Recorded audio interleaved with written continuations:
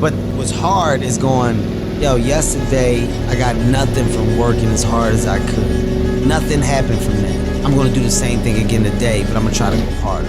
That's the hardest thing in the world. To get up every day and give 100% and be in the same position that you were each day, but mentally know that you're trying and trying and trying. That's a real grind. So what did y'all think about the video on the first startup? It's pretty cool. Pretty cool that we got all that done. It's been lots of good feedback and lots of good conversation in the comment section. That's always not the comment as in the car, the comment as in when you comment on something. I guess my accent probably messed that up too. Comment versus commit versus commitment. I'm not very good at talking. So lots of good feedback. Where are we at with the car and what is going to happen next? I have spoke with Kevin today. It is Tuesday, and we have locked in for y'all dynoing my car and Donald's car on the 29th at TKM. So what we're gonna try to do is get both cars, both Coyotes, on the dyno in one day. I have invited John and told him that he is 100% welcome to go and join us. That way he can film, also, and have stuff on his channel if he wants to do like Donald's car or whatever. However, John has said that he does not know if he'll be able to make it. So if John don't make it, I will highlight the whole entire trip on my channel. We will bring y'all 2 Coyotes, my little weak thing, and then Donald should be well north of 2,000 horse, I believe. So we'll see what happens. His is a brand new build. If you haven't seen it, go ahead and check out Turbo John Racing on YouTube and look for the red Mustang that's got the Coyote in it. That's going to be a bad car. That's going to be a really nice car. It was wired by Jason Braswell, it was fab work was done by Jason Braswell. Wiring was done by Devin. Motor was done by TKM. Tuning's gonna be TKM. So I mean the biggest and the baddest around have had their hands on that car. We are working on this thing tonight though, just a little bit. I come out here earlier and was able to go ahead and chunk the parachute back in it, so I went ahead and got that packed. Basically, all I'm trying to do is just wrap everything up in this garage so that once this car goes out of here, go to TKM, it is pretty much ready to rock and roll to the racetrack, and it won't need to come back and have anything done to it or anything. We worked on the hood this afternoon, so I fitted the hood, messed with the hood some more, and ended up getting the hood to clear without cutting it. I'll show you what I did. And I greatly appreciate all of the comments, recommendations, and I want to address some of them also. Let's flip the camera around. All right, so what we ended up doing to get the hood to clear was simply take out the blow-off valve set screw. So believe it or not, Harper's got crap all over the floor out here. This set screw was messing us up. So the angle that it was at, basically my hood is like flat across the top, and then it has that piece that comes down and then it goes back flat. So this set screw was literally diving into the triangulated piece, and that was holding the hood up and over this way. So that's the reason why the Zeus's would not Zeus in on that side. So I simply took this out. I did mark it. You can see the black on it right there. I marked it before I took it out, and I was able to undo it. Just barely cracked this nut loose, and then pull this thing out and able to get the hood to clear. So what we need to do is we need an extremely low profile bolt that is the same distance as this. So it's going to be a trip to the hardware store to get one as low profile as possible. That's the same depth as this. I don't really want to cut this one because if we ever have to put this back in or something, I want to have it bagged and labeled. I'm going to see if I happen to have one laying around here tonight. I don't mind cutting one of mine. I just don't want to cut that one. So that's good news. No cutting up the hood or nothing like that. And then we're also going to make a change or go ahead and order tonight some fuel filter lines. So the fuel filter that we had leaking in the first startup video is this one. It is the cheap eBay fuel filter. And then we have the nice NASCAR fuel filters over here. So let's see here. This is a dash 16, which is, I think, a little too much. But then we have this dash 12, I think it is, or 10. I think it's a 12. That was on the back of the car originally. So I think what we're gonna do is we're gonna use this. We're gonna order the correct lines and fittings tonight. It is Tuesday night, and we're not going to TKM, not this Friday, but next Friday. So we got plenty of time to get in lines and fittings and install them if we want to, but probably not. We'll probably just have this whole setup available and in the trailer with me in case for some reason we start limiting fuel flow and we need more. This is also a cleanable filter.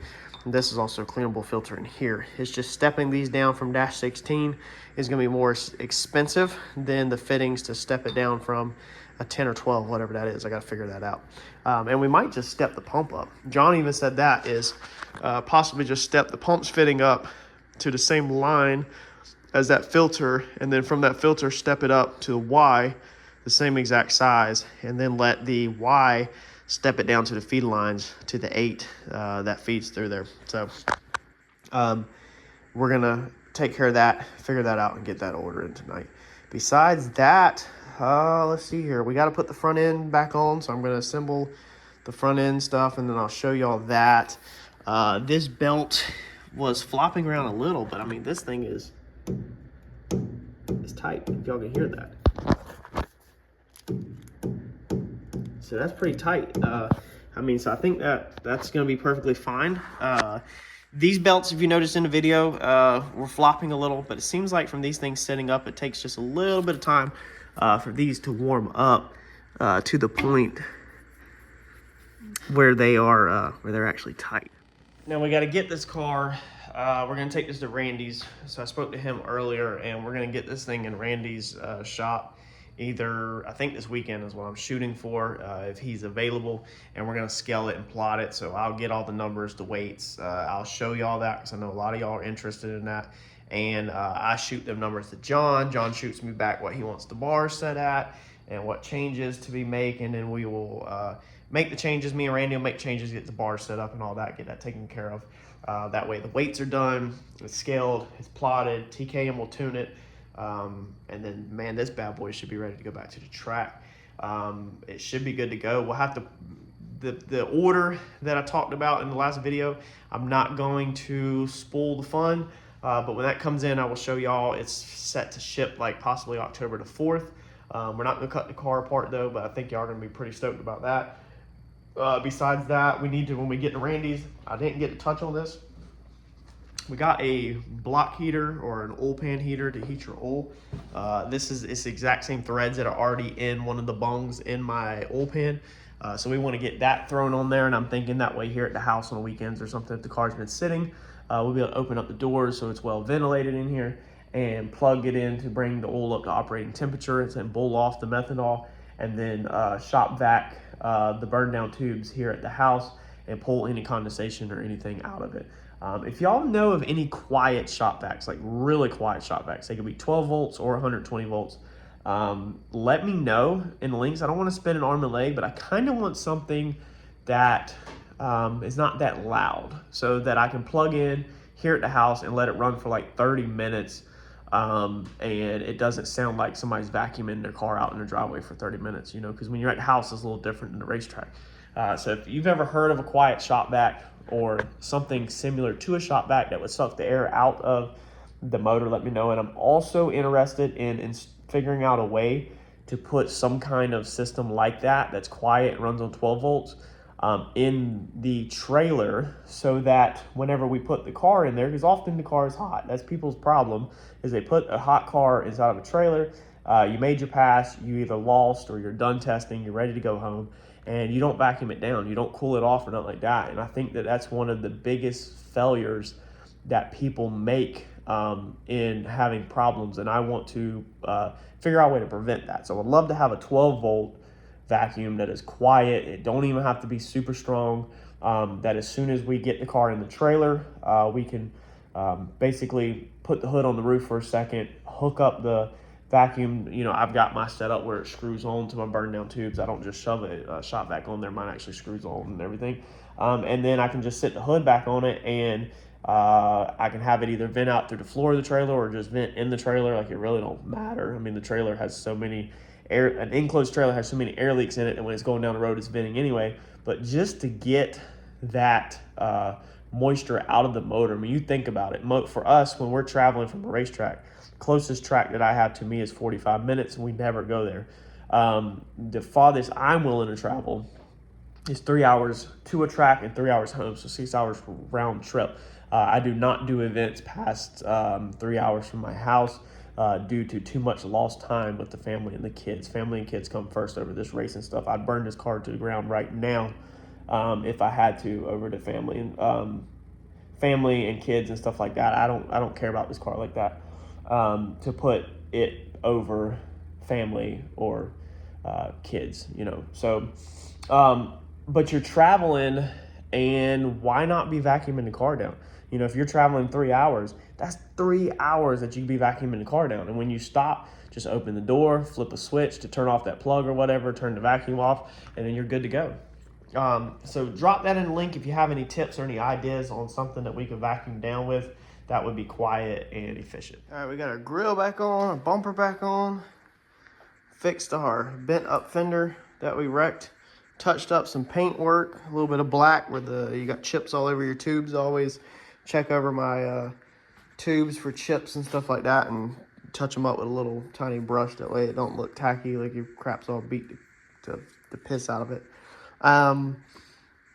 Doing the bolt on this, check this out.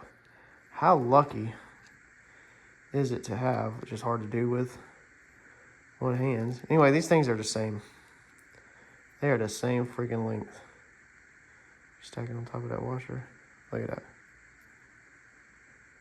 It is the same length.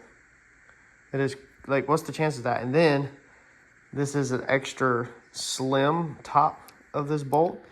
That's not normal. Like, you don't see a ton of bolts like that. Like, normally a shallow top bolt like that is not just laying around in your garage. And sure enough, it was in my drawer. So I guess something's finally going right. It's got this little special washer on it that has rubber on one side of it. So we got to put that back on, because I guess that seals. And then we need to bag this piece up so we don't lose it. All right, so there's our specialty washer. And we'll put this thing in here, and then our hood should clear. And that's the same exact distance down as our other bolt. So the settings will be the same. And like I said, if we have any issues out of it, we'll have our other bolt so we can put it back in. You know, if you needed to get through a race, you could take the hood off, put it back in. I'll leave it in the trailer because I definitely won't be needing it in the house. If I found I need it somewhere, it'd be either at the dyno or at the racetrack. Look at that. Man, you can't get luckier than that. So that took out a lot versus having that big one stick up like that. So we're going to bag this, label this, hang on to this guy. But besides that, make a change to the lower front valence. I've got that lip piece on the front of my valence. It's actually off of Volkswagen. I went over it in a previous video of doing this chin spoiler. This is off of this bottom down here is off of a Volkswagen Passat, I think it is. This lower valence right here, actually this piece right here is off of Buick Sentra. This is a rear bumper of Buick Sentra, and I think that's the lower piece off of a rear bumper of a Passat. I did videos of both of these in depth on how to build this front outlaw style lower valence, and then how to do the chin spoiler and what vehicles to get it off of if you want to check that back out. But we're going to cut a little off of this right here. This lip is kind of thick, so that's what's dragging in my driveway and jamming the fenders up and bending everything. So I'm gonna try to be more careful, but I think I'm gonna go ahead and cut a little off that lip. Besides that, that is it. We've put together all of our pieces. So I've got enough lines right here. If I wanted to cut them up, I could, but we're gonna order some other lines, I think. I've got my Y, so I can get 10s to 8s, and I've got my 8 ORB to 10 for my pump, and then of course I've got the filter. So I have everything I need to put this filter on there. I just need to order the lines. So I think I found 2 on eBay, like 7-inch and 10-inch. That should get me in the money on what I need. So we'll get them ordered. And I think we won't cut up these stiffer steel lines. Plus I really don't want them on the front of the car. They look tacky. I want to keep it. I found Brown and Miller. So the whole car is plumbed with Brown and Miller gold, and I found some Brown and Miller gold that fits exactly in the application that I need. So I think I'll make that change at some point. We have got to change this freaking throttle cable. It is too tight. It was supposed to be temporary, and it is definitely an area that I've failed in. Been keeping an eye on it. It's not cutting through or nothing, but that cable is just not, I'm not happy with it. It needs to be different. I flipped the throttle body to get it to go like that versus down low, but we need to set a project to build and make a piece that goes off of there. I did have a piece that bolted on here and routed it, but then I believe I put the water neck there and I had to flip it. So we need to revisit that at some point, but not right now. So I am very, very surprised that we have had no comments about the wing at all. Like this, actually, I felt like this was going to be one thing that somebody was gonna, mention. I don't know if everybody thought that I took it off to work on the car. It was kind of a little, not a game I was playing, but I kind of just wanted to do something unique and see how long we could work on the car and get away with anybody not mentioning it without me addressing it. And I'm telling y'all let me down. I'm blown away that nobody asked about it. I mean, it's not a big deal. It's just kind of funny. All the guys around me, John, Randy, and everybody has known that we were taking the wing off this time and making some cosmetic changes to the car. I don't think the car needs it. I do have a spoiler for it. It's a duckbill style, but I was going to put it on, but I don't think we are now that I have seen it off of it. That's the reason why we took the chute and we moved the chute in. That's the reason why we put so much work into rebuilding the chute mount. That's the reason why we recessed the air launcher into here and everything, is because we were losing the wing. If the wing was still on here, it would actually, the chute would touch the wing. So you can see the height of the chute. I don't know if anybody realized that. But that chute would not fit underneath that wing. It would rip the wing off when it deployed. So if we ever put a wing back on, we will have to change the chute mount. Not a big deal at all. I used the factory gas cap ring piece. I can order another one, or I actually had cut a little piece that I was originally going to fab it out of. Is this piece I was going to weld to and drill the bolt holes to screw it in there and then recess it through that. So not a big deal. To remake that piece, it'd be super easy to do extensions and just order another backing plate. But if we did that, it would be because, we needed to do that. And I don't think we're there. I think we got a ways to go before we're going to need a wing on the car. There's a lot of fast cars that don't have wings on them, and I really like the way it looked, but this go around, I had a vision in my head that I wanted to kind of clean some things up. That's why we changed the tag mount. So tag mount's back in the factory location. That's why we spent so much time on this air launcher, moving this bar up, putting the tag back, losing the wing. I mean, we really cleaned up this back panel to get this thing closer to where it's more like factory. And it's kind of funny because we were on E85 closer to a street car, but we had it looking like a race car. Then we switch it to methanol, and now we make it look more like a street car.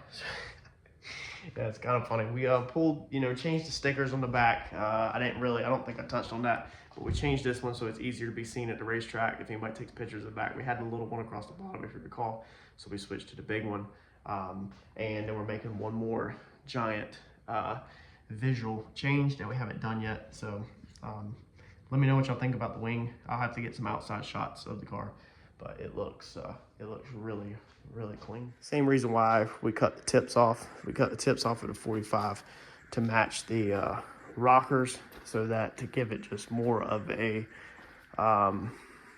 slicker look, I feel like, and not so busy. So all of this was a vision of mine whenever I said that we were going to switch to the methanol and we were going to put the car down this much. I really wanted to clean a lot of stuff up. It's the reason why we redid the inside of the trunk, made it cleaner. We were just going for cleaner overall on this kind of refresh of this car, and I hope y'all have enjoyed it, and I hope that y'all like the way it looks and can enjoy the car as much as I can, and hopefully this thing will look killer at the track. Hit that like button. Y'all stay tuned. Like I said, not this Friday. Next Friday we'll be at TKM. I don't know what kind of videos we'll have between now and then. I have some other stuff in the works, but as always, I'll catch y'all in the next video. Thanks, y'all.